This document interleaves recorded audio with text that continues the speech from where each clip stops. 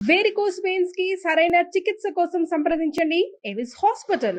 నమస్తే రమగారు. నమస్తే జయ. రమగారు, అన్నదమ్ములు అక్క చెల్లెళ్ళు చిన్న పిల్లలప్పుడు తెగ కొట్టేసుకుంటూ ఉంటారండి. వాళ్ళకి కొనిచ్చారు, నాకు కొనిలేదు. వాళ్ళు ఎక్కువ ప్యాంపర్ చేస్తున్నారు, నన్ను చేయట్లేదు. వాళ్ళు ఎక్కువ తిడుతున్నారు, నన్ను ఎక్కువ తిడుతున్నారు, వాళ్ళని తిట్టట్లేదు. ఇట్లా చిన్నప్పటి నుంచే డెవలప్ అవుతుంది. దాన్ని ఎలా సరి చేయాలి రమగారు? ఇది చిన్నప్పటిది కాదు జయ, చిన్నప్పుడు అంత తెలీదు.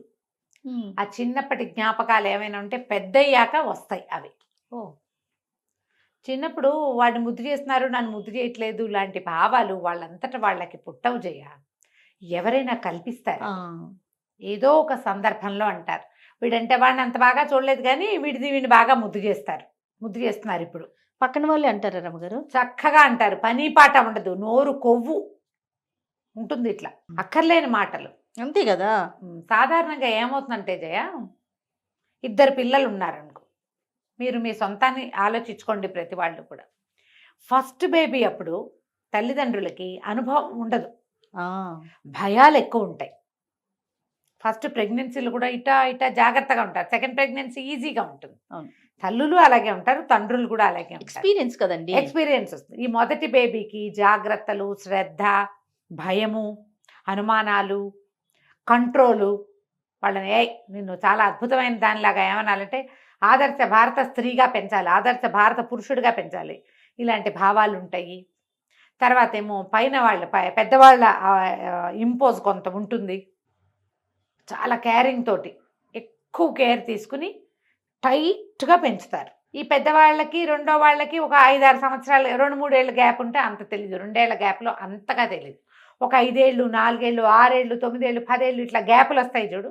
ఈ గ్యాపుల్లో ఏమవుతుంది, రెండో ప్రెగ్నెన్సీ మీద వీళ్ళకి సులువైపోతుంది తల్లులకి. ఆ ప్రెగ్నెన్సీని, పైన ఉన్న బిడ్డని కూడా హ్యాండిల్ చేయటంతో అనుభవజ్ఞలం అయిపోయామనుకుంటారు, అవుతారు కూడా. రెండో వాళ్ళు అన్నిటికీ ఏడ్చి, పెద్ద పిల్లలు జాగ్రత్తగా భయంగా ఉంటే చిన్నవాళ్ళు కేర్లెస్గా పెరుగుతారు. వాడి ఇష్టారాజ్యం. ఆ పెద్ద పిల్లల్ని ఎంతసేపు ఎత్తుకున్నట్టుగా చిన్నపిల్లల్ని ఎత్తుకోలేకపోతారు. ఎందుకంటే అంత సమయం ఏది, ఈ లోపల వీళ్ళకి కెరీర్లు అవి టైట్ అయిపోతాయి. ఈ పిల్లాడు ఉంటాడు, పైన ఒక పెద్ద పిల్ల ఉంటుంది, దాని స్కూల్కి పంపించడం, దాని డ్యాన్సు, దాని సంగీతం, దానివేవో ఉంటాయి. వీళ్ళ దారిని వీళ్ళు నేర్చేసుకుని పెరిగేస్తారు. దానివల్ల ఇండిపెండెంట్గా ఉంటారు రెండో వాళ్ళు. వాళ్ళన్నిటికీ ధైర్యంగా ఉండేసరికి తల్లిదండ్రికి చిన్న పిల్లల పట్ల భయం ఉండదు, పెద్ద పిల్లల పట్ల అలవాటైన భయం వదిలిపెట్టుకోరు. అంచేత వాళ్ళని కంట్రోల్ చేస్తున్నట్టు, వీళ్ళని వదిలేస్తున్నట్టు అయిపోతుంది. ఇవి క్రమంగా రోజులు గడిచే కొద్దికి వీళ్ళ పెళ్ళిళ్ళు, చదువులు, వాళ్ళ డ్రెస్సింగులతో సహా అన్నిటి మీద ఇంపోజ్ అవుతాయి జయ. పెద్ద పిల్లలకి సాధారణంగా ఎర్లీగా పెళ్లి చేస్తారు, చదువు అవగానే పెళ్లి చేసేయటం, బయటికి ఎక్కడికి చదువులకి పంపించకపోవటం, ఉద్యోగాలకు కూడా వేరే చోటకి వెళ్ళనివ్వకపోవటం చాలా సహజంగా జరుగుతుంది. ఓ పిల్ల పెళ్ళయ్యేసరికి, లేదా ఒక పిల్లాడి పెళ్ళయ్యేసరికి, ఒక పెద్ద బిడ్డని ఇలా చేసేసరికి రెండో వాళ్ళకి ఫ్రీడమ్ వచ్చేస్తుంది. పెద్ద అమ్మాయికి 21కే పెళ్లి చేసిన వాళ్ళు రెండో అమ్మాయికి 29 దాకా చేయని కుటుంబాలు కోకొల్లలుగా కనపడతాయి మనకి. చూసుకోండి మీ చుట్టాల్లో.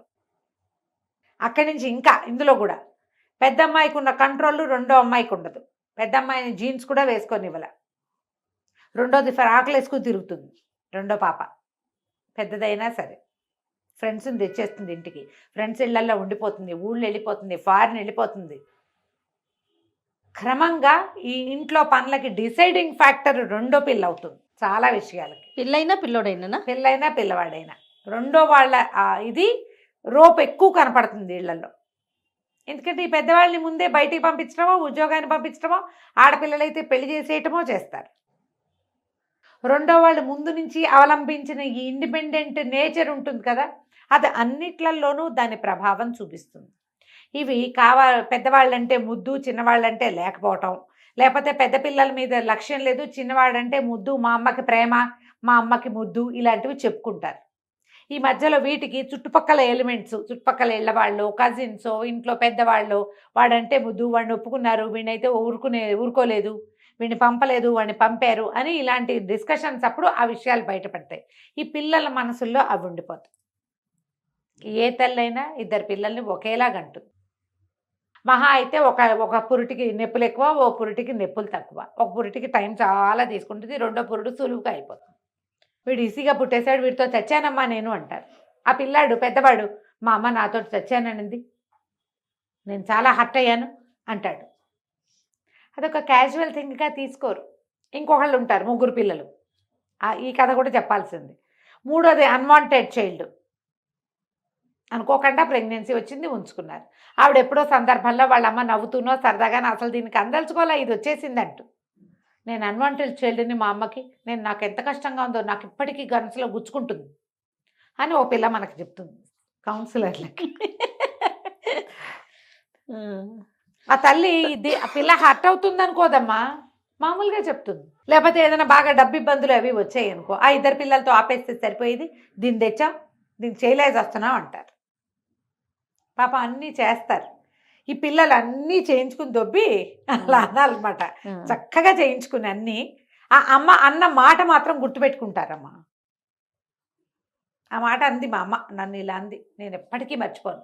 ఎంత దుఃఖంగా ఉంటుందో, ఎంత కష్టమో, ఎంత బాధో. నిన్ను పెంచడానికి ఆ తల్లి అనుభవించిన బాధ కంటే ఆవిడన్న ఒక వాక్యం నిన్ను ఎక్కువ బాధిస్తుంది.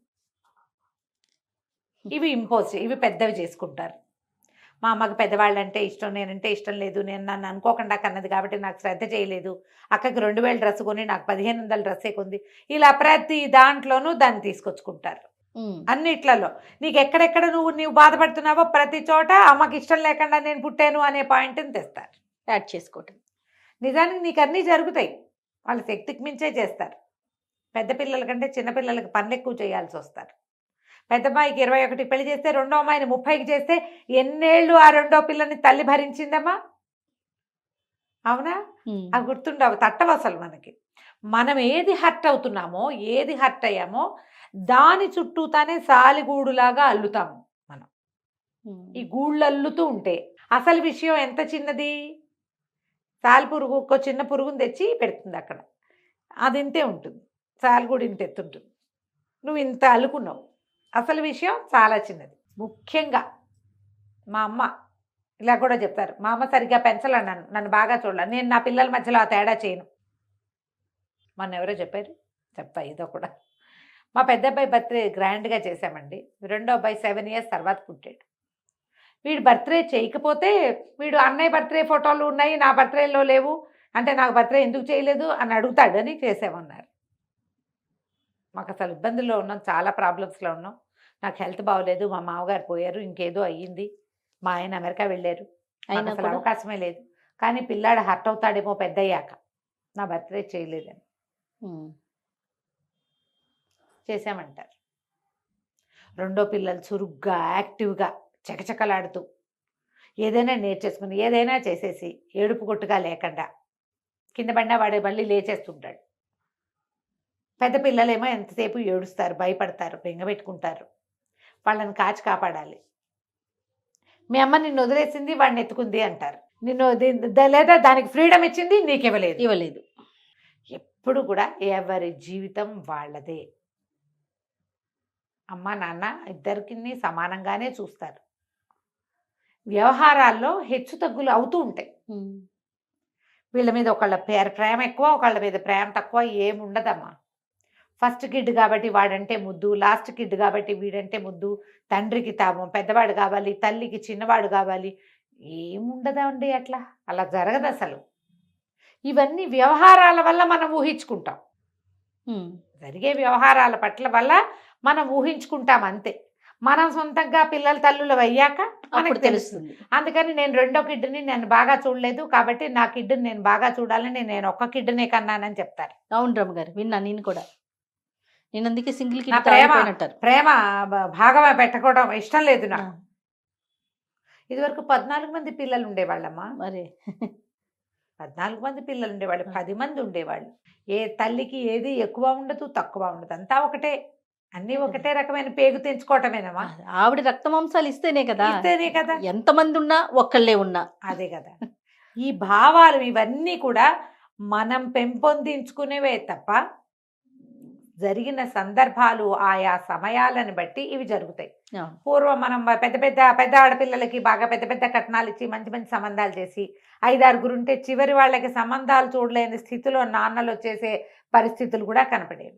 పెద్ద పిల్లలకి ఆస్తులు ఇస్తారు, బంగారం ఇస్తారు, తల్లిదండ్రి జవసత్వాలతో ఉండి మంచి ఓపికతోటి వాళ్ళకి పురుళ్ళు పోసేస్తారు. చివరి పిల్లలకి ఏది సాగదు, ఓపిక ఉండదు. ఏది సాగదమ్మా. తల్లులు పెద్దవాళ్ళు అయిపోతారు, తండ్రులు కొండకు ఉండరు, వీళ్ళకి ఏం జరగదు. బాగా ఎవరి ప్రాప్తం వాళ్ళది. ఆ ఇంట్లో పెద్ద బిడ్డగా పుట్టే ప్రాప్తం పెద్దకైకుంటే ఆఖరి బిడ్డగా పెద్దగా చూసే అవకాశం, చూపు దొరికే అవకాశం చివరి లేని వాళ్ళు చివరి పిల్లలుగా పుడతారు. మనం ఆలోచిస్తే ఎట్లా దాని మీద? అంతే. మనకి ఏది దక్కిందో అది దక్కినట్టు. కొన్ని చోట్ల చూడండి రమ్మగారు, మొదట్లో అంత సంపాదన లేకపోవచ్చు, తర్వాత వస్తుంది. చివరి పిల్లలకి మంచి గ్రాండ్ గా ఇవ్వచ్చు, గ్రాండ్ గా చూసుకోవచ్చు, అవును, మంచి సంబంధం దొరకవచ్చు. అలా కూడా అవుతుంది. కట్న కానుకలు ఇప్పుడు అప్పుడు రోజులు వేరు, ఇప్పుడు రోజులు వేరు కాబట్టి ₹1 ఎక్కువ కూడా ఇవ్వచ్చు. దానికి ఇష్యూలు ఉంటాయి, దానికి ఇష్యూస్ ఉంటాయి. ఇప్పుడు అంతంతమంది పిల్లలు వ్యవహారాలు లేవు మనకి. 2-1 ఒకదానికి ప్రెజుడీసు రకరకాలు డెవలప్ చేసుకుని, మా అమ్మ ప్రైమ్ టైంలో నాకు టైం ఇవ్వలేదు, మా అమ్మ నాన్న టైం ఇవ్వలేదు, మా అమ్మమ్మ దగ్గర పెట్టేశారు, అమ్మమ్మ వాళ్ళు దొరికినంత కేరు, లేదా నాన్నమ్మ దగ్గర దొరికిన కేరు అమ్మ నాన్న దగ్గర దొరకలేదు, మా అమ్మ ఇవ్వలేదు, మా నాన్న ఇవ్వలేదు, కొట్లాట, బాధపడుతూ ఉంటారు. ఇద్దరు పిల్లలు ఉంటే మనం చెప్పిన ఈ రకరకాల భావాలు. అవునండి, అవును. ఈ భావజాలాల్లోకి వెళ్ళి భవిష్యత్తుని పాడు చేసుకోవద్దు. మానవ సంబంధాలు పాడు చేసుకోకండి. ఒక అమ్మ, ఒక నాన్న, ఓ చెల్లో, తమ్ముడో, అన్నయ్యో, అక్కో ఎవరైనా ఉంటే వాళ్ళని చెడగొట్టుకోవద్దు.